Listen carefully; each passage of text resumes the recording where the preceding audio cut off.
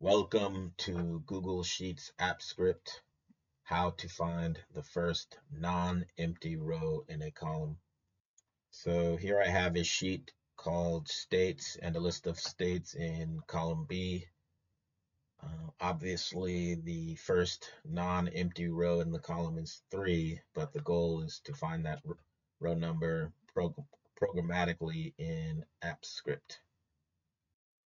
So on the left here, I have a function called locate first non-empty row. Got the active, get active, spreadsheet, variable SS, get the sheets by name, variable, it's just going to be sheet. And we're going to use the get last row method to find the last row number in the bottom of the list of states. So I've put the last row variable in the log. Let's run that. And we get 6. So right there. Next, I want to get the values for all of in this range from B1 to B6. So to do that, I get to use going to use a variable called column B values equal sheet, use the get range method, starting row, the column 2, the last row, and the number of rows. The number of columns. And I'm going to get the values. Run it.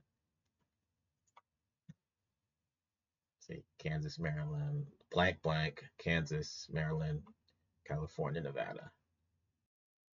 Next, I want to filter out the empty strings using the filter method string and length property. So here I have a variable called column non-empty cell count, and we're going to run that in the log. So you get 4. Obviously, there's 4 rows with a string greater than 0 or non-empty rows, non-empty cells, sorry. Finally, I have a variable first non-empty row, and which has a formula to calculate the first non-empty row, and which is the last row 6 minus the cells that have a string in them, so that's 4. That gives us 2, then plus 1. That gets us to the first non-empty row. So let's run this. So last row equals 6.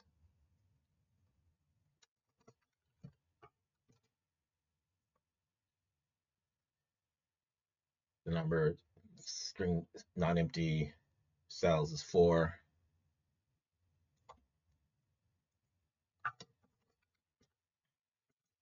And the first non-empty row number is 3. Bingo. So to recap, you want to get the last row, get the number of non-empty cells or in the column or rows, and then use the filter method to return only the values that have a string value greater than 0. And then you use this formula, last row minus all of the non-empty cells plus 1, which gives us 3. Okay, thank you for watching.